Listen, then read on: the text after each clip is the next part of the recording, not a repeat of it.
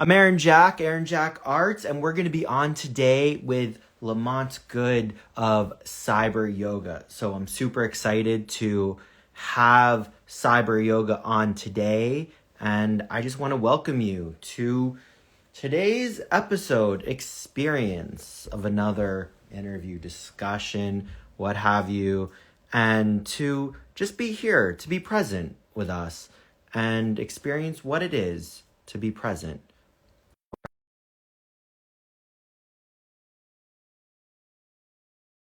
And I really appreciate you being here with us today. We're back for another season, another episode, another being together. So we're going to go live. Greetings, Welcome. Aaron. How you doing, brother? Good, good. How about you? I'm blessed. Thank you so much for having me on. It's an honor. Well, thank you. Thank you so much for being here.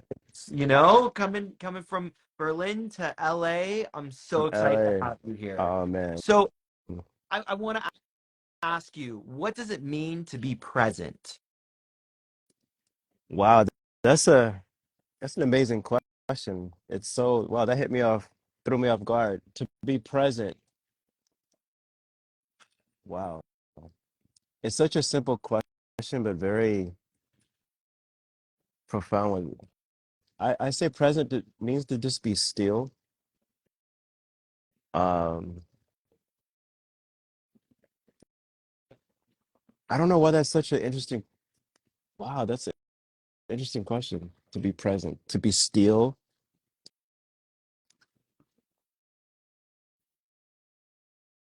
I would say just being. One word to define that, just being, just sitting there and being, accepting, observing. I guess that would be my definition of those. That's what I have for now. How do you find that in your everyday life? Like what does that look like for you when you're in that stillness, when you're in that being, when you're feeling present? Excellent question. So I would say my version of that would be me sitting with myself, and that means no distractions, being okay and being mindful of actually sitting with myself, because I know a lot of people are not comfortable sitting with themselves. Um, I guess that would be it. Sitting with my thoughts, analyzing my thoughts, analyzing myself, finding solution, checking myself. Um, I guess those things for sure. And I know that a lot of people, this will go over their heads, but a lot of us don't have relationships with ourselves, like like a true, authentic relationship. It's not common, and sometimes it's difficult. So we find ways to distract ourselves. So this is why I say learning to sit with yourself to find a newfound connection and a newfound relationship with you and being your best friend. When did you first find yourself being able to sit with yourself? Excellent question. I would say I learned this from uh, uh, maybe for the past 3, 4 years. I was doing a lot of plant medicine, a lot of ayahuasca and psilocybin, because I had to address a lot of personal trauma that I was dealing with over the years. And I would say God through the medicine was basically telling me, hey, you got to sit with yourself, and you're always so busy and so distracting of yourself that you'll find more clarity and find more peace and more understanding in how to navigate this reality when you learn to sit with yourself.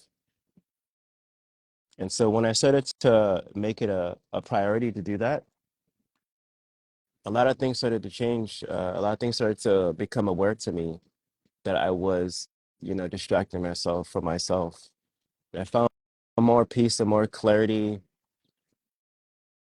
uh, Um, yeah, just more peace and more clarity. If that makes a lot of sense. And how do you find that in like the modern world? How do you find yourself finding that presence, finding that stillness in the modern world, running around and being able to be in the modern world, yet still in that present still, in that stillness, still finding the self within that. Um, I would say,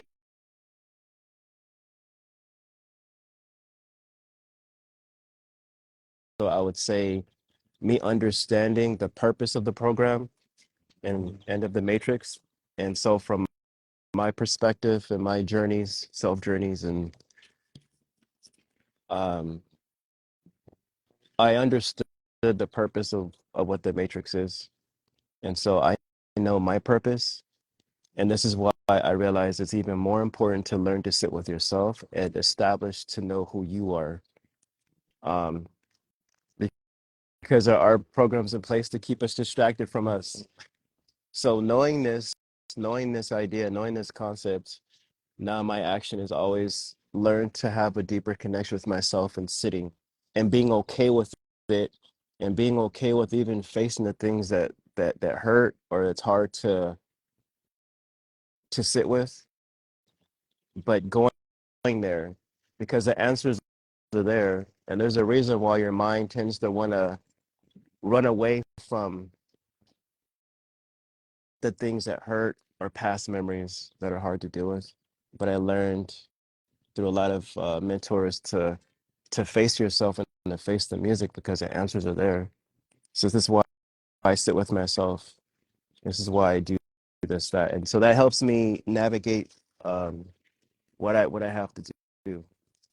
That there's benefits of it when you sit with yourself and you're learning to face you. Is there an aspect of facing yourself that you've recently come to understand that you would like to share, that you're just like, oh, I found this, I found this element recently, and that's, or that's been keeping you, just like curious and going. Um, I would say for me, the past 4 years has been about this journey of seeking seeking information, seeking clarity, seeking purpose, why we're here, humanity, where we're going, why there's wars. And just through the medicine and the journeys, um, the aha, everything, my biggest thing is that it just brought me back to God. It just brought me back to, I would say, Jesus. It just brought me back to God, Jesus. It just brought me back. And everything we have and everything we want is already within us. So it's about more about us receiving ourselves and accepting ourselves, always learn and um, learn to not be comfortable with our suffering. So just the package that, yeah, I was seeking, went through all these different things, the medicine, ayahuasca, all that just brought me back to God. And I was like, oh, this is all I never needed. But this is for me. So everyone's path is different. I can't say this for everyone, but for me, this is what brought me a lot of clarity and for me to accept myself and my purpose and why I'm here and for me to find my true happiness.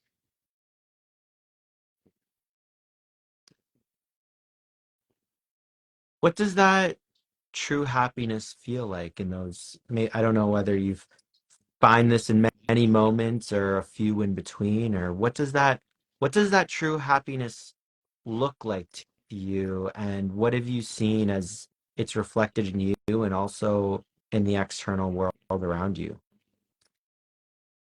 Uh, happiness to me is being okay with whatever life throws at me and that I'm not in control of anything and that I'm the one that's responsible for my happiness, no one else is. And that comes from me healing, that comes from me learning that I had a lot of trauma, a lot of anger, a lot of rage, and I was reacting or wounded. But when I understand what I was holding on to and I learned to heal that, still working on going through that, then that means that I'm in control and I know that God has my back. So that brings me peace. I come from the TV and film industry, movies and commercials for the past 20 years, and uh, uh, just being affected by that industry is very volatile, very political. Used to stress me a lot, but now I learned to be like, you know what, I'm not in control. What I am in control is of my purpose, what I'm supposed to be doing, what I'm really supposed to be doing. And so therefore I live my life accordingly. I just focus on love and compassion and peace, compassion for others. So that's my peace right there. Just knowing that I'm in control of my reactions and how I respond to people, but not I'm not in control of what life throws at me, but I am in control of how I react to it and how I handle it. That's my piece. When you think about the TV and film industry that you went through, what would you say to that previous part of yourself, or in the way that there's still people out there living in that space, living in the hectic place that you were, like what aspects might you think of incorporating into that life that might be able to help one deal with also being present with that and finding that balance within? Very detailed question, elaborate. I love it. Um, I would say just really focus on your purpose and don't sell yourself. Like stand your truth. And I know we're in a matrix where we have to sell ourselves, I guess. But my biggest impactful lessons were about not selling myself and standing true to my belief system and standing for my integrity. So for those that are in the industry, and and and I know it's their path. I'm not here to judge them, but I would just say for you to stand your truth and don't sell yourself. And I know it's hard because it's tied to monetary and what you have to do, and there's a financial aspect built around this whole infrastructure, and that could be heavy. But for me, it's really about I'll never never sell myself for anything. I'm really about this is me. I'm not here to judge anybody else, but if you wanted me to share, always believe in your truth and stand for your truth and what you believe in. Don't sell yourself.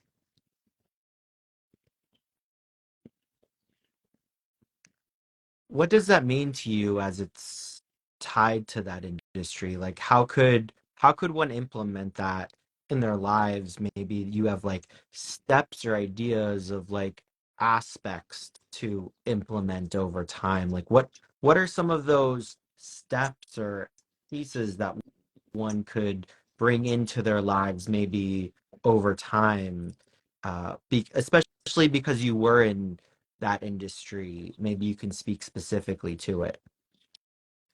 I would say how they find the tools to navigate that is when they start healing. When they start healing these programs and traumas that's embedded in their system, sometimes we're not even aware of them. But when you heal, you have a new set of perspectives and you understanding that you was not a so I guess to help clarify what I'm saying for you myself is that when you heal yourself, when you're healed, your frequency and your mind state changes, therefore your actions will be different. So for me, I had to heal to really understand, oh, I was always just telling myself and I wasn't being true to myself. I wasn't being honest with myself. And I was doing things that wasn't really serving my purpose, but I had to go through that to for that to be my lesson. So, but I only got that clarity when I healed, when I was healing my trauma. Then I was like, oh, okay, this is how I can navigate this new mindset. So I hope this answers your question that the only way to understand this is when you're constantly working on yourself. This means working on healing the old programs, old mindsets, traumas, whatever wounds we're holding on to. And when all that's cleaned or it's healing, then your reality changes because you're realizing, oh, this is what I was holding on to. I had no idea that I had this. I had no idea I was holding on to this. And I was making all my decisions based on my wounds and where my process where I was at that time. So if I was out, so for me, if I was to look at Lamont from 20 years ago or 10 years ago, I'd be like, oh my God, that was me. It's shocking. But I had to heal that person to be where I am now, to understand, okay, that's a part of my path. So I hope that answers your question. Like, the only way to find that is when you heal yourself to create a new version of yourself, to create the new version of your reality that you want from a conscious perspective, not from a healed perspective. What does that conscious perspective look like to you? Like, how did you, what does that mean to you, the conscious perspective? Conscious perspective just means being aware, being more mindful of all the intricate things that you do. So basically, just to simplify it, I lead with more love and more compassion with others and myself, and being okay with whatever situations are happening. So not judging others and their path and whatever, but just me just leading with my own love. Not getting upset if things are not working out or not going my way, but being okay with it. So what I mean by being conscious is about those things, but consciously, but positive. Because the older version of me would be angry or blaming other people for other things, or but understanding that I have no control, but I know what I do have control is how I react to it. So basically, more positive and more love with everything I do. How do you nurture that love and compassion within yourself? How did you start to do that, and what does that look like for you now in that practice? Uh, I would say constant self work, consistent self work, and I would say learning how to rewire or to update the subconscious programming. Because in my belief system, I believe it's the subconscious program that's running the show. Because you may say one thing, right? You may say something, but the lower or the deeper self of you still has these programs or embedded things that's still not allowing you to really flourish. So that's why I'm saying it's really important to work on the subconscious programming.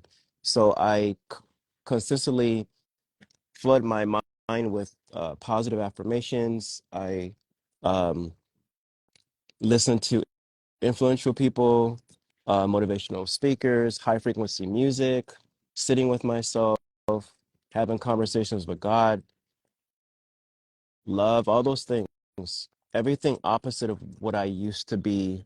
It wasn't my main thing, but it was my default. Negativity was usually my default. So I just learned to just focus on positive things, be around positive people, focus on love, focus on more compassion. And for me to really understand that, I had to go through all the journeys, like all the medicine, all the ayahuascas, whatever, to help me understand what I was dealing with. And I was like, oh my God, this is what I was holding on to. I had no idea. Like I thought I was okay, I thought I was normal, but the medicine showed me the truth of where I was, and it was scary. So I was like, okay, I'm reinforcing my trauma. I'm reinforcing my trauma. But then I said, you know what? I want to heal. I want to upgrade this programming. I want to upgrade myself.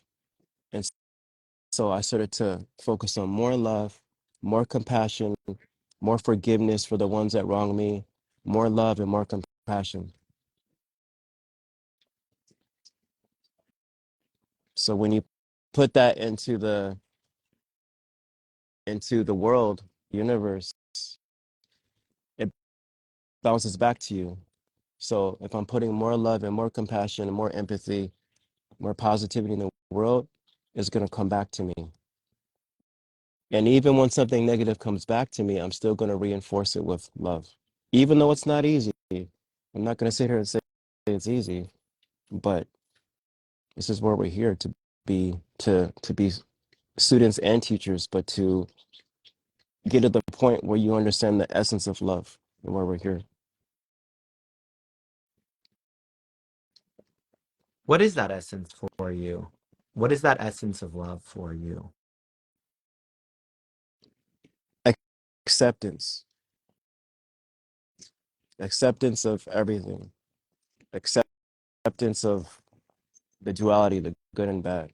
Even though it's hard, even when I know that life is not easy and I see terrible things and horrible things, but I have to accept it. And the moment I start to resist it or judge it, then that's not in the essence of love. So for me to really comprehend it, it's like I had to go, I keep referencing the medicine or God's tech. I just call it God's tech. It showed me and helped me feel and understand what that love, and it's such a powerful thing. It sounds cliche, but it's the most, I can't even put into words. But once you understand that place and you feel it, you can't unsee it and you can't unfeel it, but you understand it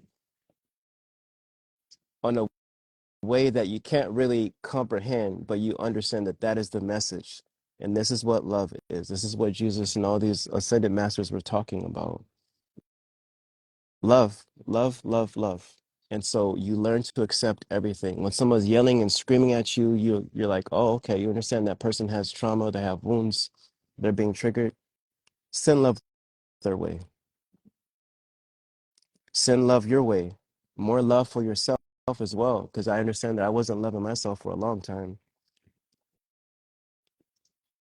So love, what I mean in essence, what that is just complete acceptance of everything.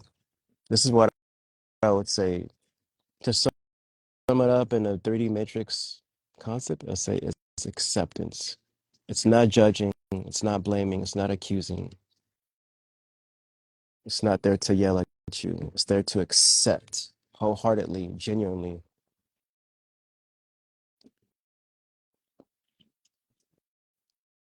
And you talk about this practice of acceptance, this practice of love, this practice of genuine compassion, really. How do you bring that into the modern world? How do you bring that into a place where you feel like modern technology is fits in with this element that there's so much interconnection going on outside of our physical presence. We're connected via these digital means. How do we bring in that presence and love and compassion into those cyber realities? Amazing question. So this is where CyberYoga comes in. I had the name and the concept 2013, but understanding that time itself is not linear. Everything is happening at the same time. So my future self was telling my old self to create this concept. Now thinking about it, I was setting myself up for now. And when you asked how do we integrate, well, this is the whole thing. That my whole thing is about tech. I love tech. I love technology. I believe we should always be upgrading. But like it, us as the human race, we're the most advanced technology. We're God's technology. We're the spiritual tech. And when I mean by cyber yoga, it means that we're entering the new age of tech.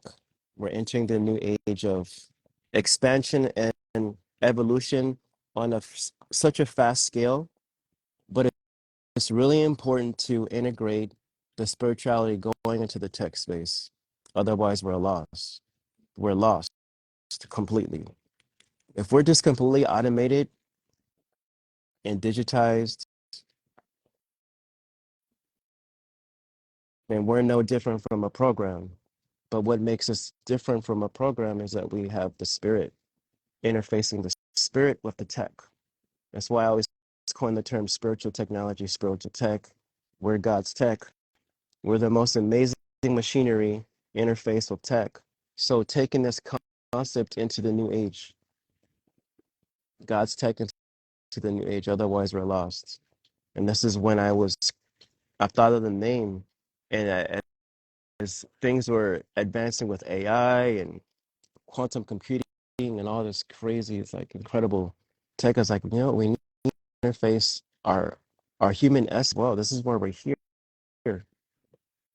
It's really important to maintain that. And so when you have the spiritual aspect going into the tech, there's going to be love, there's going to be compassion, there's going to be understanding, there's going to be humanity, but the merging of both, the merging of both worlds, their spirituality and the tech. This is what cyber yoga symbolizes for me. And cyber yoga is a state of mind as well. It's not just about cool poses and moves, but it's about the concept that we're the spiritual machines, and we should always be upgrading ourselves mentally, physically, and spiritually. It's like an iOS for Apple or whatever computer or whatever tech they have. The tech is always advancing, right? So we should always be advancing ourselves as well, putting ourselves first before the tech, because we're the ones that's creating the tech. And now what's happening is it's reversed. We're like worshiping the tech, and we create it. So that's what I'm saying. We got to remember our essence of spirituality and applying God to everything we do. So we're the spiritual tech going into this new age. So if I have the Apple Vision Pro, I'm not going to be completely consumed by just automation, right? You know, like I'm off for tech, but you have to log off of that as well and interface with nature, interface with the Gaia, Mother. So the balance of both, not so much tech where you're completely like a Borg, but just a fine balance and the merging of both. It's really important to maintain those both aspects, and then not be so far from tech that you're a caveman, because we're supposed to advance as well. So I see the beauty of both, but in in in harmony. That's where I come, and what I feel, that we can have a beautiful connection with the machines, that we're here to serve each other, but us not being subservient to Skynet, but the harmony of both. How do you find that that we're able to grab a hold of the self, to find that healing within, and then to be present not only with the self but with nature, with technology? How is that presence able to transcend these different aspects, to find within the self but also to be present with nature, technology, our healing journey, and bring that into our everyday presence? How do you find that? Sitting with myself, for me, because everyone's path is different. I would say for me, just sitting with myself and allowing myself to identify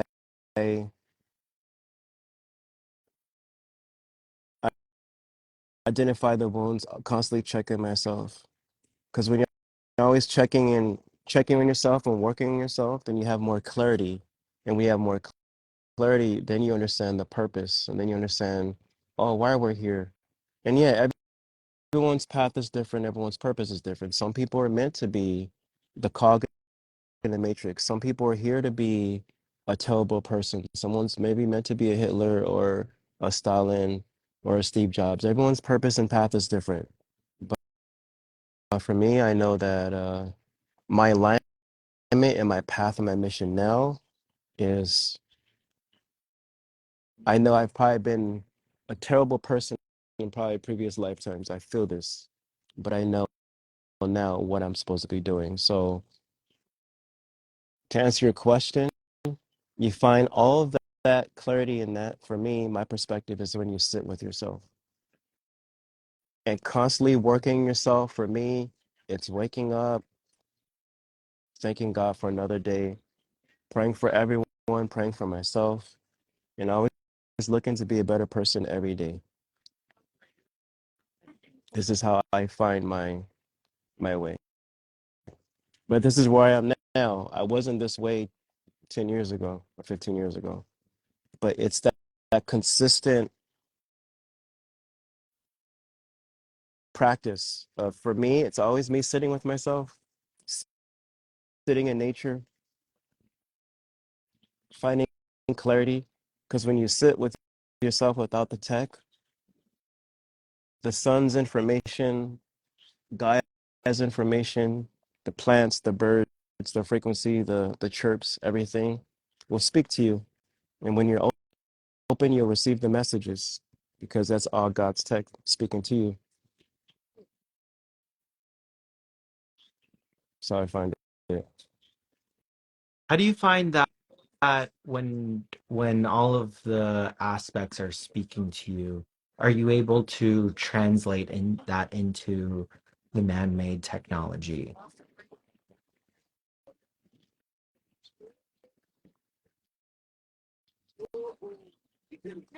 Can you ask that one more time? That was a very elaborate question. Yeah. Uh, yeah, like when you're listening, when you're sitting with yourself, when you're listening to the birds chirp, the winds against your face, how are you able to translate that into perhaps a shared message, what you put out there into the world, what you're able to create into the man-made technology that you broadcast across the world, what you're putting into the world? How are you Mm. able to translate that from what you find within yourself? Oh, okay. Well, basically, I'm able to translate that into my movements. So basically, when I share my content on social media, the movements that I'm doing, that people can feel this sense of peace and clarity, because my approach to movement was very different 15 years ago, 10 years ago. I was very abrasive and very angry. But now, since I learned to sit with myself, there's more sense of peace. So that will go into my movements that I'm creating because it's intentional now.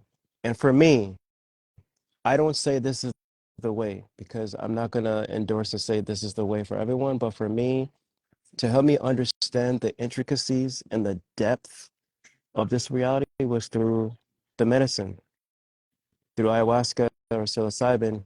It helped me understand the deeper aspects of this reality to really comprehend it. So once it was revealed to me, the other side of this reality, I was like, oh my God, okay. Even the word and the thought has a ripple into the matrix, and everything's affected by everything. So now my intention is to serve in a positive way.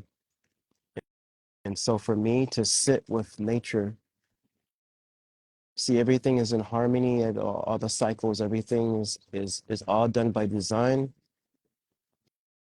I understand that. So now I am taking the same blueprint and applying it to my practice to share with all of you to see. So therefore you'll feel this sense of zen and peace through my movements and my poses and what I'm sharing versus it being about me. No, it's about you guys. It's about all of you that are watching because I know that why I'm here. And like they say, with great power comes great responsibility. So I understand that. So this is how I'm able to navigate that. I hope that answers your question. So sometimes I go in the deep end, I get so deep, and I gotta drop that anchor to keep myself balanced. But that's what I would share. How do you find yourself as that conduit of that, bringing in those different aspects of movement practices into the world? And what does that mean to you as you uh, be, become the element that those aspects are moving through you? Just know that I'm being used. I'm a conduit. God uses me and my perspective and my visions and everything to. So a lot of people know me for my innovative and advanced concepts of movements and poses. And I know it wasn't just me. I know it was God working through me. And more, even with the healing, I'm understanding even a deeper level that God was always calling me, always using me to use me to share this information to inspire others for their greatness. Because everyone's not meant to be a cyber yogi, but there's people that are meant to be a great pianist, a painter, NFT artist, poet, fighter, whatever. And I'm just being used to display greatness and how far humanity can go when we're really disciplined with our purpose and our passions to inspire you to be great. And now I'm understanding, oh, it's not just me doing it. No, I'm allowing God to use me to share my message to all of you. And it's really important to be, for me, it's really important that I'm mindful of that. And so when I share my content now, people are moved, they're inspired, they're charged. And I know I'm doing God's work because I'm open. I'm allowing myself to receive, to give. And it's inspiring me to be even more greater. You know, everyone has a purpose in the path and some fall short and it's their path for them not to evolve in this timeline. But I know my purpose now and I know my duty and my responsibility. So that's why I'm just like, okay, some of the greats get the best downloads, like Tesla got downloads, right? A lot of amazing composers, they're getting downloads. When to receive downloads. But my intention now is we're receiving the divine downloads, God's downloads. There's other downloads that people are getting, and it's not so godly. So I'm very mindful of that. Very mindful of where I'm getting my downloads from to share to share divinity. And this is not to judge anyone else's path because everyone's different. It's okay, but I know my purpose and why I'm here, and to lead with love and to share God's plan. So How, how do you take that divinity? How do you look at that and understand it for yourself? how I understand it, how I take it. Um, Number one, I'm receiving it because a lot of people don't understand that they're rejecting love. They're rejecting things and they don't understand they're doing it or they don't know any better. But for me, I am wholeheartedly receiving it. Uh, there was a second question to that. So I'm sorry, you asked two questions, right? Yeah, The first, oh, how do I receive it? Okay, and receiving what it. does it And then, look like to you? What does that oh, really look like? what does it look like? What does it feel like? What is that textural quality of that divinity in your? uh, in I, yourself? I would say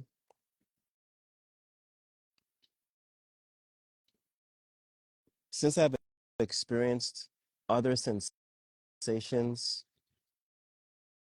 from the plant medicine world, that there's other senses that we're not aware of. But I would say to make it simple, it's how I feel about it. I feel more than looking and seeing or hearing. It's more feeling. I feel. As my mentor always said, feelings are the highest truth, not words. Because sometimes we can lie to ourselves. We could say one thing and feel another. So this is why I learned to feel. And when I feel the divine, I feel love.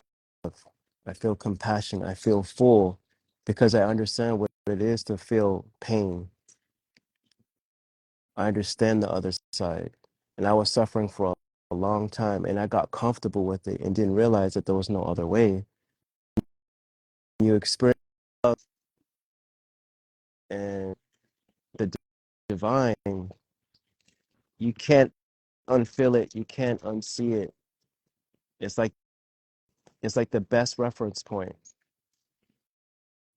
Once you experience love when you've never experienced it before, bawling, crying, because you realize you was holding on to so much. It's like my first experience with Aya. She was like, "Let me show you what love is," because I thought I knew what love was. I thought I knew what it was growing up. She's like, "Let me show you what love is. Let me hold your hand." And, and once I experienced that, I was like, "Okay, I understand now." So all I needed to go. Like, all I needed to do was just to experience it, the truth. And this is why you have to be honest with yourself. You got to be honest with yourself. And my honesty is that I love love now. And I thought I knew what love was. I had no idea. I had no idea. And and I'm not here to condone and say that ayahuasca or psilocybin or plant medicine is the only way to receive this, because everyone's path is different. But for me, I was so broken in such a dark place and so stubborn that it had to take Aya to, or God to say, hey, maybe you should visit Aya. It's going to be a tough lesson. It's going to be tough love. And you may experience some really heavy, dark stuff, but for you to really understand it, okay, let's go.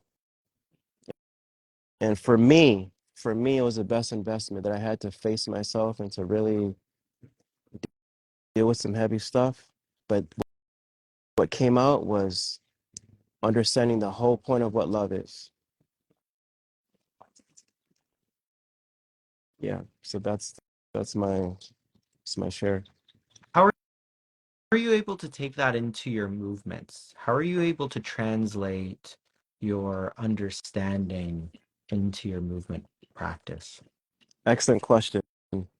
I would say how to do that is just through intention, setting the intention. Like, what is my intention with this post? Why am I doing it? Is it serving them or is it serving me?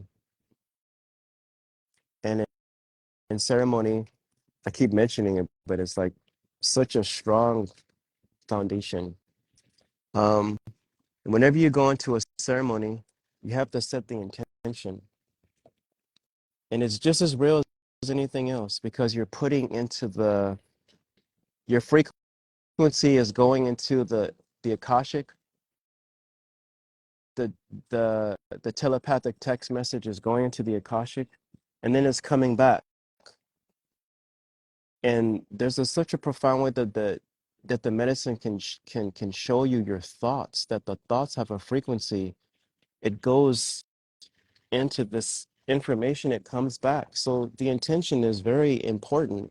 So my intention is like, okay, my intention is to relax the viewer, to heal them, to show them what's possible, that they're incredible. And I'm one of many that's just following God's work. I'm just listening and being in tune to show humanity, hey, we're amazing and capable of so many amazing things if we're able to allow ourselves and to tap in. So my intention is that. That's my intention. And it wasn't the intention before years ago, but now it is now.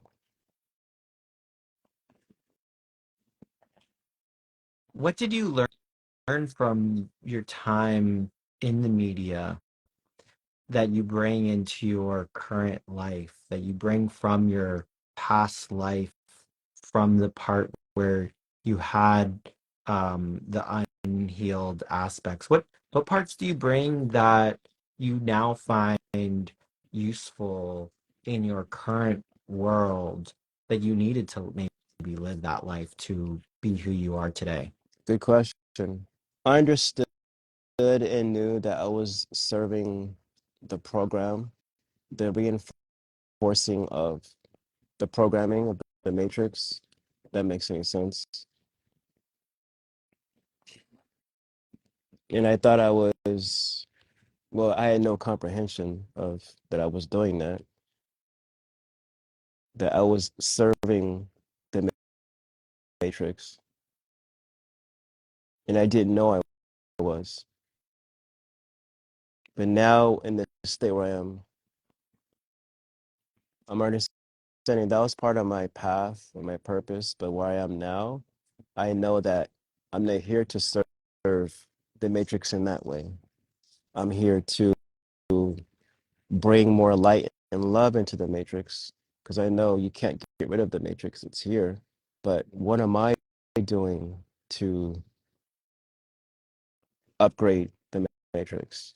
It's like Neo in the Matrix, like Neo, like he was there to bring the light and he was self-aware in the Matrix. He was self-aware that, oh, I am divine in this space. I know I can't dismantle the space in the Matrix, but I can bring my own order. I can bring the balance versus the disbalance. Because we know that duality has its purpose. There has to be a good and a bad, a hot and a cold, a black and a white. That is duality. But what side are you serving? So I know I'm serving the light, the love, the God, the teachings of Jesus, just what for he stood for, which was love. So I'm bringing that into the matrix and not judging myself and not blaming myself for the past because I was ignorant. I didn't know. I was operating. Techno Tupac. There you go, brother. Send of love. I was not aware. I was wounded. I was in a dark place. So now with that, the newfound upgraded version of myself, I'm like, oh, okay, now I get it. I understand how it works. I know what side I'm serving. It's love. But the only way for me to really comprehend that is that I had to be in the dark for a long time. I had to suffer for a long time. I had to go through a lot of pain, a lot of suffering, a lot of lack of love to get it. You got to go from the bottom up. And I'm so, so grateful that I had to go through it. So I look at all those things as a blessing. All my downfalls, all my shortcomings, all my pain, all my trauma, it was my biggest blessing. Now, looking at it versus being resentful or bitter about it or judging it, no, it was my biggest blessing, bro. It was the biggest blessing for me to understand where I am now, why I'm here, and what I'm doing. But this is my path. Everyone's path is different. I'm not here to say this is the only way. Everyone's path is different. This was mine. Thank you. I really appreciate you sharing your path and the ways that you've brought yourself to where you are today. Is there anything, do you have any last words that you would like to share with our audience today, whether they're watching now or whenever now is in the presence of now? I would say just be the change that you want to see in the world and lead with love. Lead with unconditional love and forgiveness. Forgiveness, unconditional love, and be the change that you want to see in the world. You apply those three things, watch how your life opens up for you.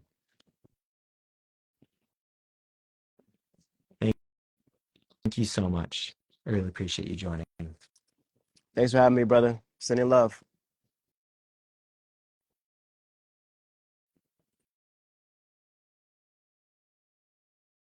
Thank you so much, everyone, for joining today. I'm Aaron Jack Arts. Today we were on with CyberYoga, Lamonte Goode, and I'm really happy that you were here with us today and that you are here with us today, experiencing this love, experiencing this joy, experiencing this presentness that we're here together. I really appreciate you, the audience. I'm Aaron Jack Arts, and I'll see you next time. Thanks so much.